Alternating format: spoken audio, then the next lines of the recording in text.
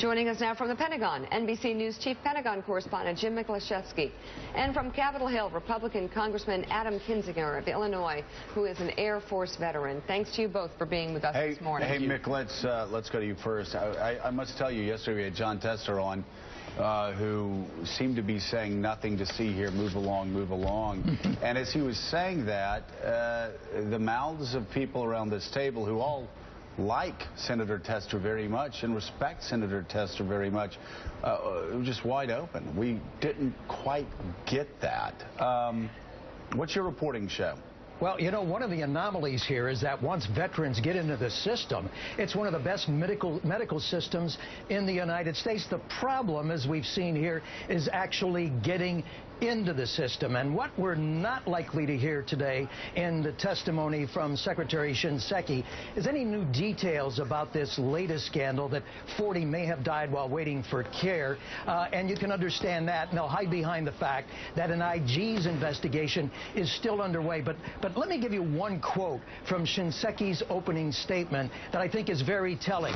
"I am angered and deeply saddened by any adverse consequences that a veteran might experience while in or as a result of our care. Not consequences a veteran has experienced or even might have experienced." Now, this could be the lawyers at work here to make sure he doesn't overstep any bounds, but, you know, you almost get the sense that Shinseki believes that maybe there isn't that kind of suffering out there. And in the interview that I did with him, I asked him specifically, do you understand the level of outrage out there? And his answer was, "I think I do." Well, you know, Mick, you've covered this general. You have great respect for this general, but you said yourself what a lot of other people that I'm hearing on Capitol Hill are saying, he just doesn't seem to get it on an emotional gut level. Well, you have to wonder if his experiences in Vietnam, and I'm not going to try to psychoanalyze him, but throughout his career, he's been very stoic by the book, shows no emotion. And you wonder, you know, some of these battle-hardened generals do sort of take the attitude that, you know, you have to put the individual sort of behind you at some point and concentrate on the larger mission. Now, I will say, however, that this problem does appear to be intractable. It is one of the most deeply rooted bureaucracy. Even Secretary of Defense Bob Gates says the VA is more bureaucratic than the Pentagon. Well, now that's saying Jim, something. Let's be clear here, because there were a lot of emails yesterday and a lot of responses that I got from people thinking that I was making this about Barack Obama, which of course is asinine. I've said for some time in the 1990s, if a constituent had, I'd rather a constituent have a problem with the IRS and the VA, because you could pick up the phone, talk to somebody at the IRS, and get to the bottom of it really quickly. The VA, they just didn't give a damn. It was a slow. They basically, you were a captive. That was the only agency I ever saw, and I had more veterans in my district than any other district, that just didn't give a damn about the people that they served. And this is going back 20, 25 years. Vets in my district always talked about the slow roll. They would just push you off and push you off and push you off. It was the worst bureaucracy then. It is the worst bureaucracy now. There's not a close second. Let me give you a very quick anecdote. It happened to me. This was several years ago, before General Shinseki ever took over the VA. I called the press secretary for some reason. It was about 3 o'clock in the afternoon, and I got a receptionist. And I said I wanted to talk to the press secretary. I'm with NBC. Not that I'm a big deal, but I'm with NBC News. I want to talk to the press secretary. She said, "Well, there's nobody else here. I'm sorry you can't." And I said, "Excuse me? Well, no, you'd have to talk to so-and-so first, and he's not here." And I said, "Excuse me?" And finally, the woman defeatedly said, "We have ladders. We've always had ladders." That is bureaucracy at the worst. It is at the worst. Congressman Kinzinger, let's bring you in this. You've been obviously very involved and very critical of Shinseki on this. I want to put that picture back up of North Carolina. That is not the picture of a 21st century operation. The VA only went to computers in 2013. The IRS did it in 1990. How difficult will it be, no matter who's in charge of the VA, Congressman, to unwind this, to get things computerized in an efficient way, and to process these claims quicker? Look, it's going to be a process, but here's my question. Why are we still talking like this is the next step we have to do? I mean, we've been talking about the backlog since I got into Congress in 2010 or 2011. We've been talking about the lack of care and the problems there for a very long time.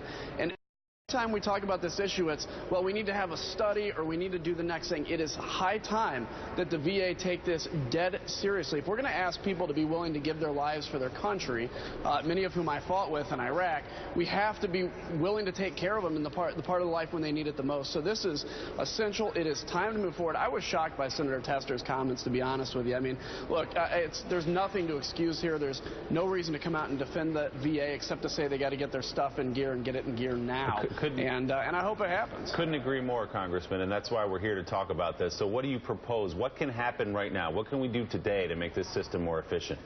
Well, I think the first thing is let's cut through the excuses and let's cut through the bureaucracy and say we have a million people, we have a one-year backlog. How are we going to fix that? If it's a backlog, if it's somebody that's waiting for treatment that doesn't necessarily need the VA, how about we give them a voucher to go to their local clinic to get taken care of while they're waiting before they can get into the VA system? You have a lot of folks with mental health issues and stuff like that. I've actually introduced a bill to make that vouchering system a little easier. So something like that to get people taken care of in the immediate term. In the long term, we have to look at this giant bureaucracy we have and say, why is it so inefficient? This is like the medical version of the DMV, and we've got to get past that and make this a 21st century medical operation. Michael, it takes care of the people that we have to take care of today. Michael, still, I was talking about the problem in the 1990s. We've been fighting wars over the past decade.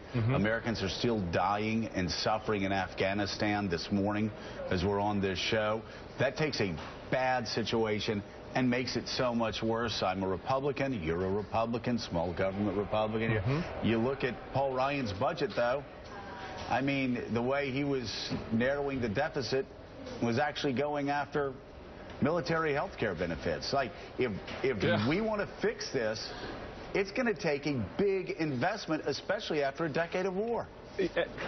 You're so right about that, and it really hits the nail on the head with respect to priorities. What are the priorities of not just this administration, but any administration when it comes to our vets? And you look at a $67 billion budget, which is the budget for the VA. This is not about money. This is about a process. This is about priorities. This is about focusing on, as Willie said, and the Congressman said, our veterans who have served. And given how medical technology is allowing more and more vets in harm's way during combat to survive wounds, they're coming back home. So you're saying now we don't have a system that is prepared at home to deal with what's happening on the battlefield. That is not acceptable, and I really think that this is about priorities. Our budget should reflect that priority, and you can have your cake and eat it too on other things, but this right now should be a national priority. You're looking at stacks of files that can't get computerized in 2014. It's crazy. So I really think that Shinseki and others really have to begin to drill down and account and be less emotional about this and focus on the process and fixing it for the vets. Hey, Jim Miklashevsky, it's John Heilman here. How much, this is a quick political question, how much jeopardy is Shinseki's job actually in right now? Well, it depends on who you talk to, but I can tell you sort of the underground buzz of those who work with the VA, around the VA, is that the president doesn't want Shinseki to leave. Shinseki, with his military record and the like, is sort of at this point taking the heat off the administration, and the last thing they want him to do is leave at this point in his administration when the VA is under such heavy fire. Congressman, really quickly, do most of the members that you work with want Shinseki gone? Well, I think we're at that point. Look, I'm not one of these members that calls for resignations at knee-jerk level, but I say he has a very, very, very limited window now. I don't think he survives this, to be honest with you. I think at the end of the day he resigns, and somebody else has to come in. At the end of the day, the buck stops with him and with the president, and the president has to have a man there, a man or woman there that he can trust to fix this problem, and so I don't think he survives it in the long run, to be honest with you. Congressman Adam Kinzinger and Jim Miklashevsky, thank you so much. Thank you guys so much. Michael Seal, thank you as well. All right. Ben, stick around if you can.